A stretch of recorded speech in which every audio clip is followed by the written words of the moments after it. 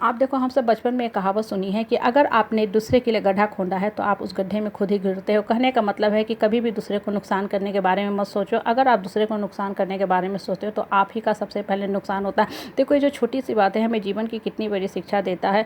मैं जहाँ रहती हूँ, हमारे एक पड़ोसी है, जो पड़ोसी है बहुत ही नीचे ओज टाइप के आदमी है। उनके पास एक कुत्ता है। वो कुत्ता जो है बालकोनी में बांध के रखते हैं और सारा दिन वो कुत्ता जो है भौंकता रहता है और मुझे बड़ा ही परेशानी होता है, क्योंकि हमारे यहाँ सिर्फ और सिर्फ 2 कमरे हैं। मैं ड्राइंग रूम में बैठ के काम किया करती हूँ। तो मैंने भाई साहब को बोला कि आपकी एक बालकोनी और है जो रोड के साइड है, आप इस कुत्ता को उस तरफ बांध दिया कीजिए, इससे थोड़ी मुझे कम डिस्टर्बेंस होगी।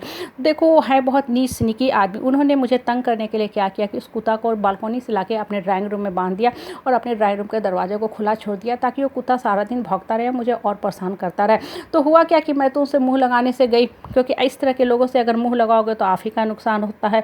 तो मैंने क्या किया कि अपने काम का जो जगह था उसको शिफ्ट करके बाथरूम में चली गई और मैं चुपचाप मौन रख के वहाँ काम करने लगी।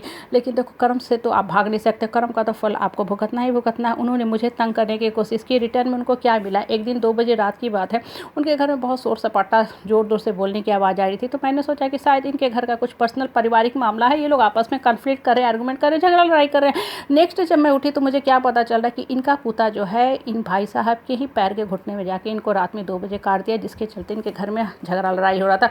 उन्होंने जाके इंजेक्शन दिया, कुत्ता को जाके जंगल में कहीं छोड़ के फेंक किया। देखो, ये जो छोटी सी बात है हमें जीवन की कितनी बड़ी शिक्षा देता है कि जब भी कोई भी निगेटिव आदमी से, पहली बात आप उलझो मत। इस तरह के लोगों से अगर आप उलझोगे तो आपका जीवन खराब होता जाएगा। इनके लिए भगवान बैठा है, ऊपर वाला बैठा है, इनको इन्हीं की भाषा में ऊपर वाला समझाता ही समझाता है। और दूसरी बात, हमेशा ध्यान रखा करो, इस तरह के लोगों को मान लो कि एग्जिस्ट ही नहीं करते हैं। अगर बहुत ज़्यादा परेशानी होती है तब आप इनसे खुल के बात करो, स्पष्ट बात करो और रिश्ते का तब लिहाज छोड़ दो। नहीं तो घड़ी घड़ी इस तरह के लोगों से मत उलझा करो। और इस तरह के जो भी लोग होते हैं ना, देखोगे निगेटिविटी का एक ताना बाना बुनते रहते हैं मकड़ी की जाल की तरह, और मकड़ी से अपने ही जाल में फंस के घुट के मर जाती है। उसी तरह इस तरह के लोग होते हैं।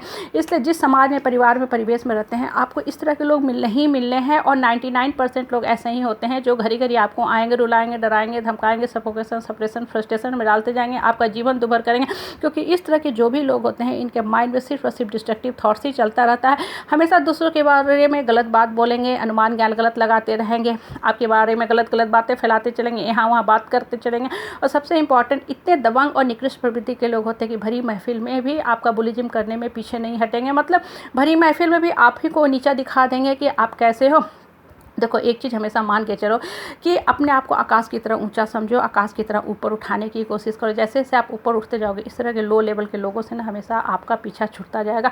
और अपने आप को हमेशा प्रूफ भी मत करो, ना ही दूसरे के सर्टिफिकेट पे जीने की कोशिश करो। हम क्या करते हैं, जिस समाज में, परिवार में, परिवेश में रहते हैं, हमेशा लोगों को खुश करने में अपना जीवन निकाल देते हैं और अपने हिस्से का कभी जीवन जी ही नहीं पाते हैं। इन द मीन टाइम जो होता है, हमारे धरती से एक्सपायर होने का टाइम हो जाता है, मतलब धरती से जाने का समय निकल हो जाता है। हम खुद जीवन जो है अपने हिस्से का जी ही नहीं पाते हैं। हमें हमेशा इस खौफ में, डर में, फियर में हम जीते रहते हैं कि अगर हम इन लोगों से डर के नहीं रहेंगे तो हमारा क्या होगा, हमारा समाज में पूछ खत्म हो जाएगा, लोग हमको नहीं पूछेंगे, फिर बिल्कुल हम अकेले पड़ जाएंगे, हम अनसोशल हो जाएंगे, लोग हमारा मजाक उड़ाना शुरू करेंगे।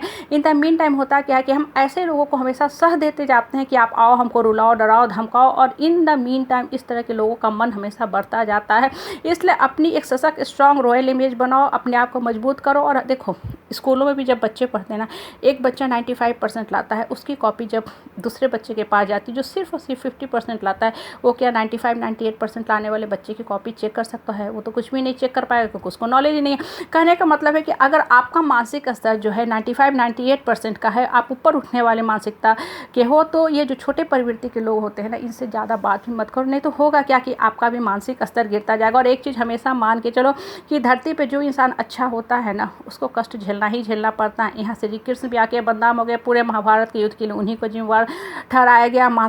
जो सीता थी वो भी बदनाम हो गई, द्रौपदी भी आके बदनाम हो गई। तो कहने का मतलब है कि आप बदनामी से मत डरो, आपका जो कर्म है ऊपर वाला देखता है, और ऊपर वाला आपके कर्म के हिसाब से ही आपका जीवन का जो अगला डेस्टिनी है वो आपको देता जाएगा, मिलता जाएगा। और सबसे इंपॉर्टेंट बात, जब भी दुख, दर्द, कष्ट, कलेश, संताप, परेशानी आती है तो आप अकेले ही चलते, उस समय तो आपके साथ कोई नहीं होता है। उल्टा लोग और 4 बातें सुना के रुलाते ही जाते हैं। फिर आप अकेले होने से क्यों डरते हो? अपने जीवन के जो करता धरता खुद बनो, क्रिएटर डायरेक्टर खुद बनो। जब दुख आप झेल सकते हो तो जीवन अपने आप अकेले नहीं चला सकते हो, नहीं जीवन की गाड़ी को खींच सकते हो। इसलिए हमेशा अपने आप को मजबूत बना के रखो, अपने आप की स्ट्रॉन्ग पर्सनालिटी बना के रखो, रॉयल और सशक्त इमेज बना के रखो। जितना मजबूत रहोगे, खुश मन से, हल्के मन से जीवन जीते जाओगे।